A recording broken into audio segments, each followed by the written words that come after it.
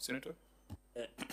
Chair, maybe Governor, on the issue of interdiction and administration of administrative action, or if maybe let's say payroll manager is interdicted for 1 year or 6 months, one, how many officers you have interdicted, and then number two, what is their fate when they resume? Because maybe they were the payroll manager, they were in charge of human resource. What happens when they come back after 6 months interdiction or so many months? Give us a picture, because there must be a reason as to why they were interdicted. And then if they created that mess with the payroll, what becomes of it if they come back to the same department? So how many officers were interdicted, and what is the fate of these interdictees? Because I know the process of firing somebody is always complicated because of the labor process and what have you. Now that you are waiting for the other criminal accountability mechanisms to be done, what is the fate of these officers who have been interdicted that created a mess with the payroll? Chair, I yield back the mic. My last question, maybe. Okay, Senator Bruno. Last question. Governor, you're saying that your government is employing, and you know in the certificate, page 6, the auditor has made a finding that there's breach of law in failure to observe ethnic balance and staff composition. And this is a pet subject for Senator Cherargei, that when a county is employing, then we need the face of Kenya. So are you mitigating on this finding to make sure that Nandi County staff then has the face of Kenya? Okay, as you respond, there was a number we had asked for, which perhaps does not even need to be submitted in future. You have just closed your financial year. I think your officers could have a picture on how much have you spent on compensation of employees in 25-26 compared with 24-25. Just a rough estimate. You can look up the numbers as the governor responds to the other questions, because we want to see the impact, whether it's translating into financial benefits, or we are just going around, musical chairs. Governor. So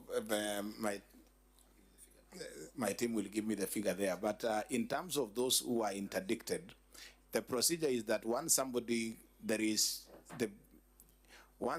is implicated and that the matter has been taken up by the investigative authorities, to provide the affected or the culprit is interdicted, until that process is clear and the person has been cleared, he will remain interdicted. So it's a human resource process. It remains interdicted until when cleared. If they are not cleared, then the consequences of termination, dismissal, even possible further criminal, processes against them then continue. So for us, those who are interdicted and those officers who are central to this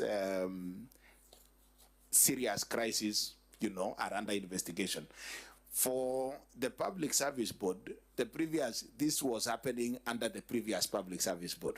So their term, ended, but they are still subject of investigation by EACC, and I'm sure they are part, a number of those members of the Public Service Board are actually subject of those criminal investigations that are ongoing. So really, any of the officers who are involved are currently facing those processes and the accountability processes through EACC and DCI and the others. So that indicts the County Public Service Board. Do you have an audit committee currently? Yes, we do. Because in this report, there were issues with regards to internal audits. And because if you had a functional audit committee, internal audit processes, then some of those issues could be flagged early. You don't have to wait, to resolve 1,800 people. So, but you didn't come along with the chair of audit committee.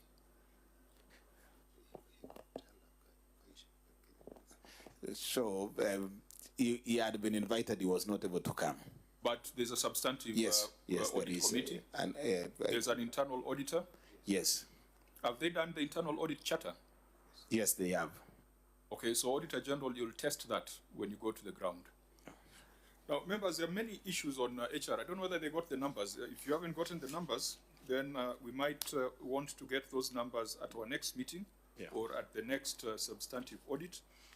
We have not addressed ourselves to the issues of projects because we spend too much time on financial reports, which we have come to a conclusion that there are serious misstatements and inaccuracies. There are projects in this report. Chair, maybe before we move to projects, what about this payment of salaries outside human resource integrated system? It's a substantive material figure, 155,541,525 million. That is number 5 on page 7. And then on projects, because I know you had agreed because of another meeting you have for tomorrow's entities, if the committee will find it magnanimous, we can... So is it possible that I propose we end it here and maybe give the governor opportunity to appear to another time to look at ROR and the projects? There are so many issues that are before us. So many issues.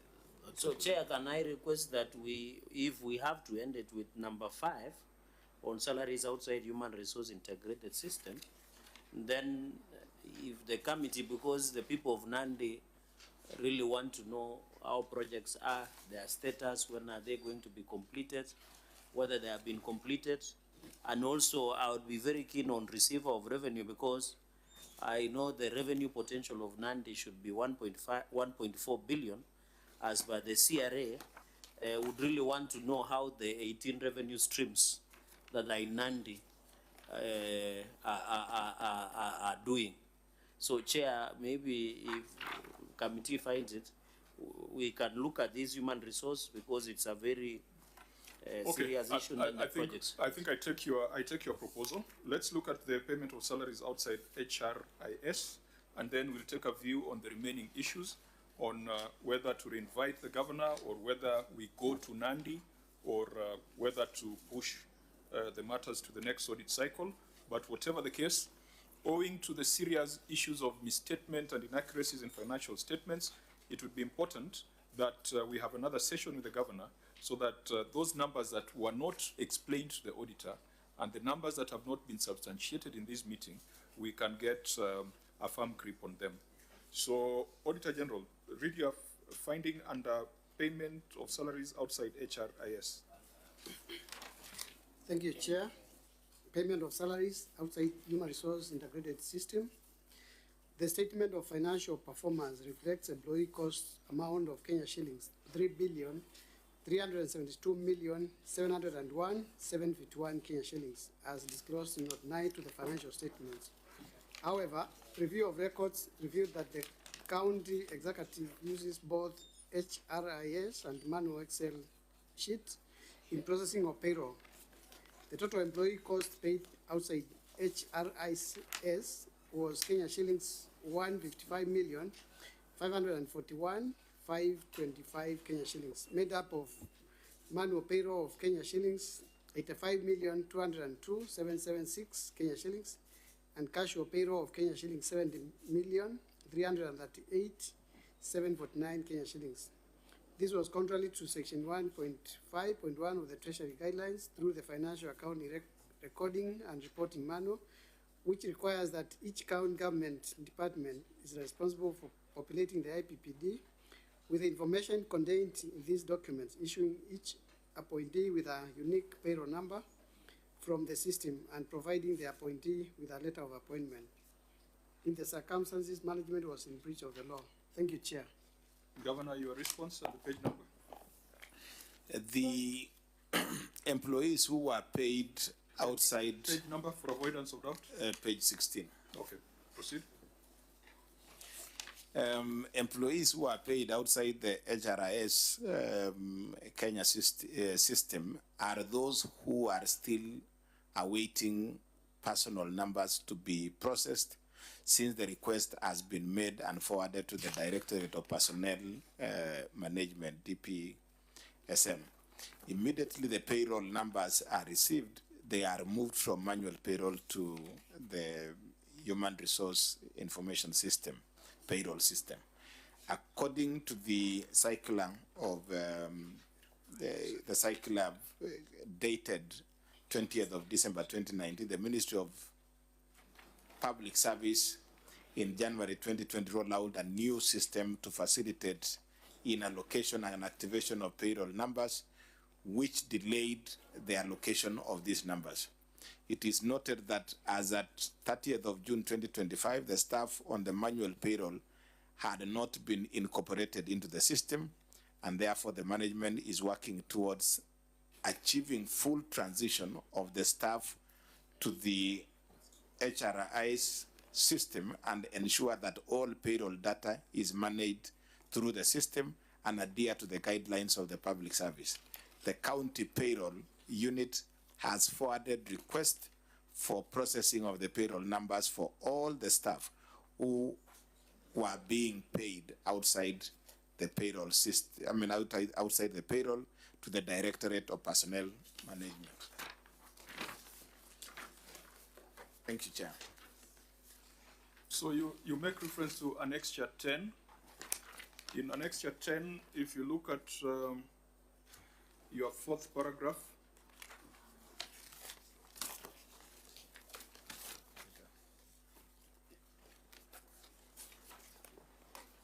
which starts with kindly find attached.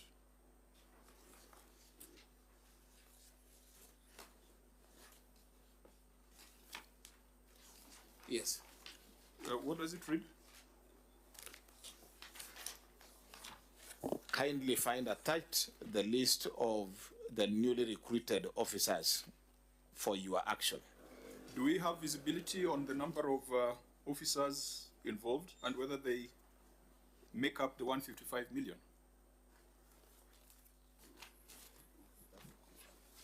In the evidence before us, because that is what you're supposed to prove. If it's 155 million without personal numbers, I thought the easier thing would have been to attach that letter that you had sent to the principal secretary, the listing, and then we see if they all account for 155 million, we can mark it as work in progress. Otherwise, what we have now is a story. I agree, Chair. We could provide that list. That should have. We thought that the letter would suffice, but we can provide but that you can list. see the letter refers to something else that is more substantive. Yeah. It's a list that is the substance here. Yeah. But there's also a manual payroll of 85 million and a casual payroll of 70 million. In your response, you have not distinguished the two. Why you have a manual payroll and a casual payroll and, you know.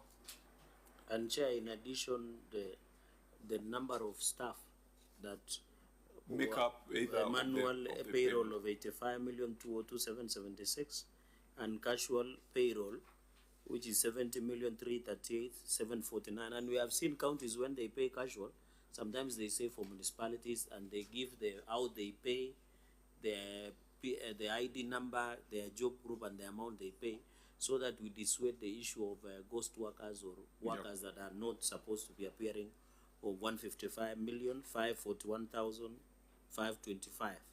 And it, in fact, in the observation, there is a manual Excel sheet which the OAG extracted this information.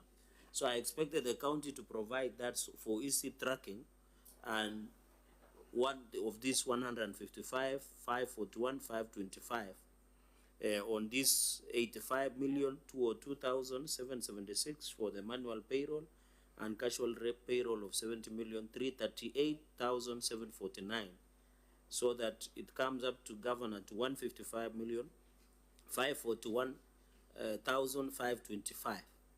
So if there is a manual Excel sheet that gives total to this, it would have been easy to resolve this audit query.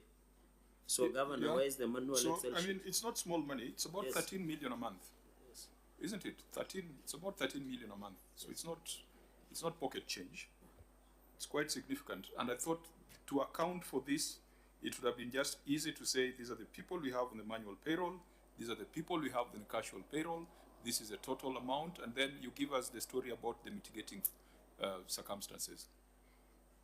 failure to which we could easily come to the conclusion that you are pocketing 12 million a month on unaccounted for employees. You see, you are doing great things up there, trying to rationalize your numbers, but then down here, you are still having control issues, which then make a mockery of your rationalization efforts. Chair, our understanding was that the audit query here was, you know, the reason why we have these figures outside the system, because the figure, I mean, the list of the casual payroll and the manual payroll was actually shared with the auditors. I mean, it's how they generated these figures is from the information and the documents that we gave. So our understanding was that the query was really to explain why they were not in the HRIS as opposed to the exact details, but it's something that we can actually provide. Governor, let's be clear, the auditor has their time for audit, and it's statutory. I think, did we change the law so that it starts earlier than September?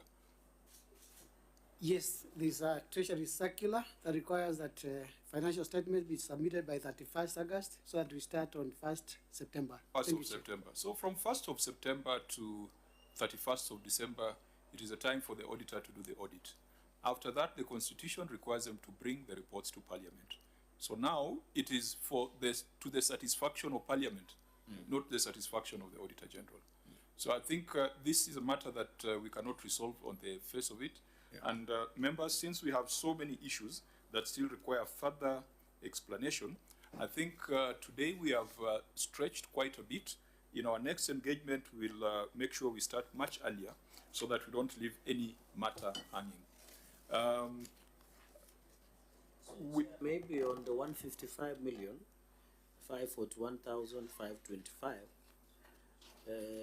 I thought it is important that the governor brings the evidence that totals to this. Yes. So that the fact that the rationalization of 3.3 billion, so that we don't go back to where individuals who are not supposed to be on payroll, like ghost workers or people who do not work, or the cleanup. Governor, because you had indicated you did cleanup of the payroll system, but the fact that in the payroll, there is still people who are paid through manually, and we know manual is prone to abuse. So can you dissuade us? And I think, Chair, as you rule on this matter of we hold it there, I think the issue of 155 million should and must be addressed and accounted for the way they have done in other aspects where we needed that has not been resolved. And I think, Chair, if you look even at prior year matters, sorry for taking back, this matter still recurs in the previous financial years that has been captured. And Governor, we did advise the OAG to be capturing prior year matters so that it is easy to track. So, Chair, I yield back, Chair, on the, because I know the meeting will be suspended shortly, is if on the issue of projects, I tend to agree with you that you can come to Nandi. We'll welcome you warmly. We see most of these projects so that when we are querying the projects, we are on site. I think it is easier that way rather than sitting here in the committee. So please feel welcome so that we can see some of these projects. And I can assure you, after doing a good job, you will not miss Mursik after the entire process. Chair, I yield. Thank you. You brought me to where I wanted us to be, to discuss and to give directions that the unresolved prior year matters that are listed as Appendix 1 in this auditor's report, they also require your response. Because, Auditor, did we get responses on Appendix 1 from the entity? Chairman, we did not get a response. The Office of the Auditor General wrote to the entity on the 22nd of January 2026, and the letter was received. That letter was documenting a total of 57 recommendations which this committee had made. Again, we did a reminder on the 23rd of March 2026, and the letter was received. That letter was copied to the County Assembly, to the CEC, Finance, and to the Office of the County Governor. But, Great Chairman, we don't have a response to those issues. Thank you. Okay, Governor, you've had correspondence direct from the Auditor General on the basis of resolutions of the Senate, not once but twice, but there's been no response. Are you aware of those correspondences?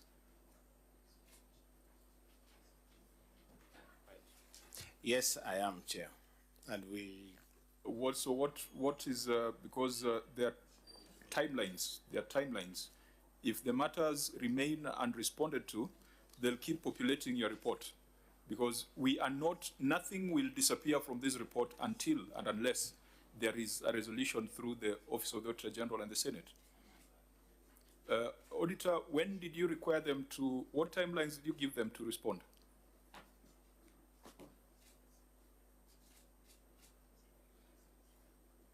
And we had given them 3 days from the date of that letter. Now, Governor, you need to make sure that a response is provided, and if the auditor had given you 3 days then I think we might, we don't want to extend the time, but when we give you the notice for our next meeting, we hope, we will also be directing that you file your responses on prior year matters. Yeah, I think that's so that we don't set fresh timelines. Already the auditor gave you timelines which have lapsed. So prior to our next meeting, you will also provide a detailed response on the very many issues that are listed here. On a chart, there were about 14 issues, almost 14 issues in just one department. There were things that the people of Nandi might wonder how they disappeared from the Senate. So, for example, the County Aggregation Industrial Park, it's a prior year matter, but it's also in the current year. Ineligible expenditure under Kenyan Formal Settlement Improvement Project. I think there's KISIP queried and KDSP had also been queried. Then there were all these projects that you're doing, which made a lot of sense from agricultural value chain and value addition perspective, but there were delays in completion. For example, Avocado Aggregation Center, the Nandi Cooperative Creameries in Kabiet. I think there was a coffee mill project under the KDSP, and then there was delayed operationalization of Nandi County Textile and Apparel Unit. They sound, thematically, they sound like very, very good projects, but good projects poorly delivered is a bad project. So we will need to get your detailed responses on this, even though they were not part of the substantive issues in here. There were also hospitals. Kapsengere has been queried in this report. Mother and Child Hospital. There's also the issue of the governor's office building, where you have bought furniture before completing the building, like buying airtime before you get the phone. So we will need to find out what was the wisdom of doing that and whether it is prudence. Then I think those are some of the things that we should ensure do not get lost until they are completed, until they are delivered, and until there is value for money. With that, members, unless there is any other matter you want us to deal with. I think in the previous one on unconfirmed purchase of office furniture and general equipment, in the prior year, it was not unconfirmed. In this year, it was confirmed purchased, but the justification to buy it before the governor's headquarters is complete, because we want the next governor, be it me, to have an office work from. And you know, I'm used to how efficient offices are in Nairobi, so I want the best office in Kapsabet. Although I've seen my brother governor has been changing colors of paint, but I want him to fast track. I've seen he has put capros, fencing, but it needs to be finished before the next general election, which is less than 1 year. You sound like you are an interested party in this particular subject. Of course I should be, because I'm the protector of devolution, and one way is to have a functional, convenient, working office. Even for a governor, if he finishes now, before he leaves office, so be it, so that that efficiency can be improved for service delivery. I think members, these are things that might require us to have boots on the ground. It would be nice for us to go just have a look, and I think I'm convinced that maybe our next interaction with the governor probably should not be Nairobi. It should be out there in Nandi, so that we go around these projects, all these agricultural projects, and see whether what is on paper is the same as what is on the ground. I think with that, we will, time will not allow us to go further. I will ask the governor if he has any matters in closing before we also make our closing remarks. Chair, I think I would just join my senator in saying, I think, visiting the ground and coming to see some of these projects makes a lot of sense.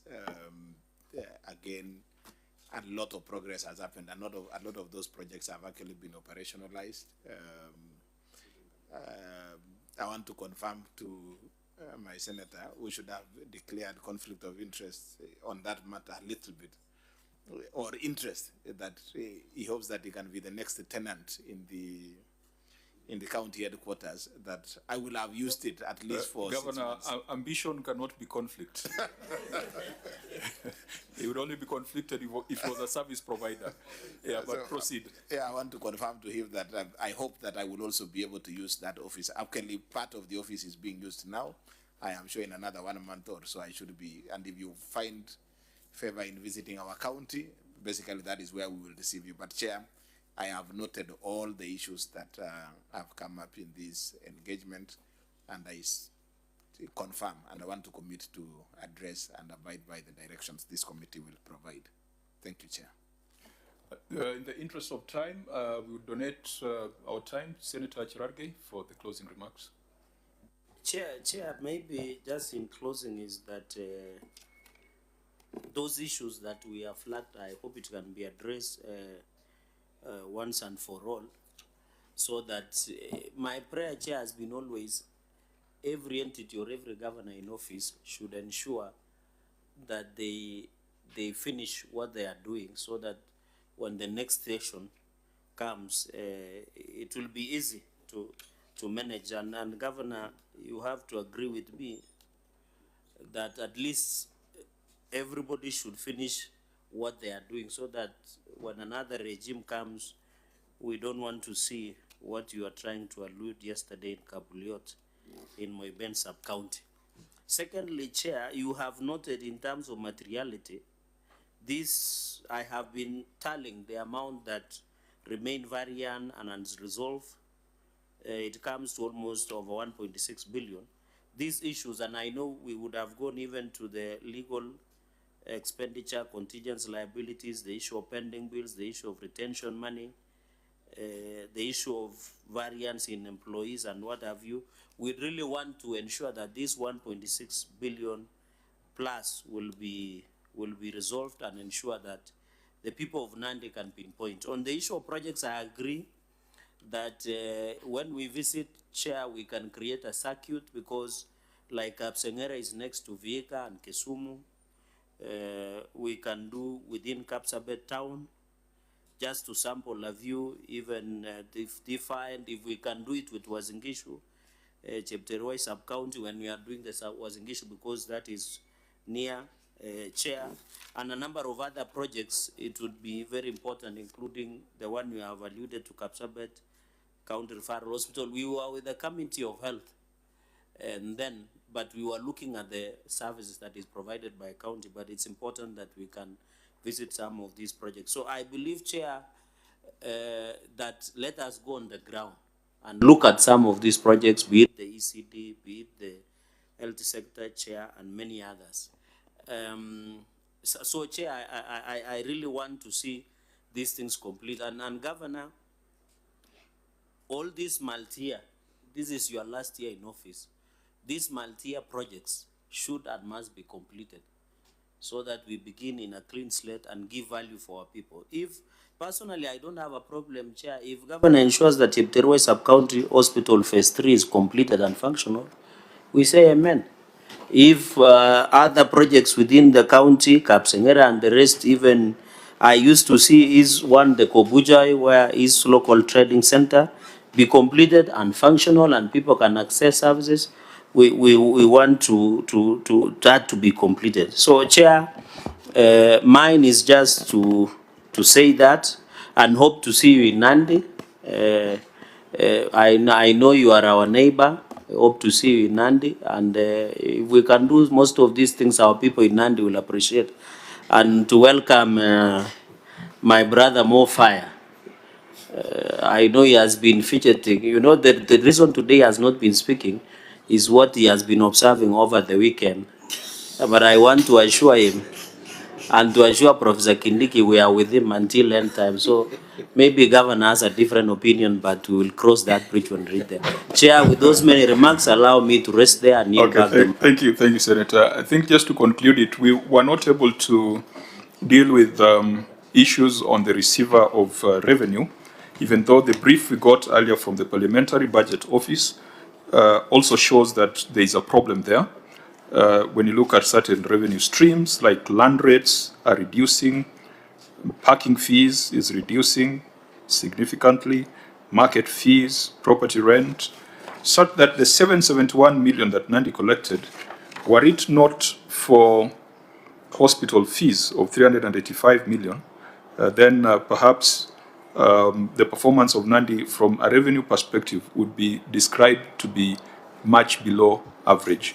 But we shall have this discussion when we come down to Nandi and also deal with the other projects. And I hope by that time, the issues of financial reporting, misrepresentation and misstatement, we hope that that will not recur in the audit cycle that is beginning now.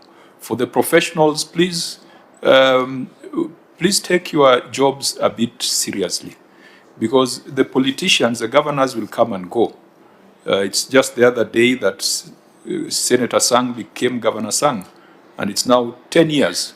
But as a professional, you should make sure that you offer a service that can transcend the political leadership. And you can only do that if you demonstrate utmost competence. I think keeping books in a county government, once you've got the CPA certification, should not be a challenge. And I'm looking forward to a future where we will be crying when you get a qualified opinion, you feel like hanging yourself. Because that's how it is in the private sector. You're supposed to have an unqualified opinion. A qualified opinion is not a badge of honor. It is an indicator that as a professional, you are falling short in certain areas. So in as much as we will push the governors as the CEOs, we will not hesitate to assign professional and individual culpability and responsibility to the professionals who fail to measure up to the standards. With that, we come to the end of today's session. This meeting is adjourned. We meet tomorrow at 9. At 9, okay. 9 is okay. Yeah, by notice, as you will notify us. Yes, Chair. Thank you. We wish you a safe journey back to Nandi.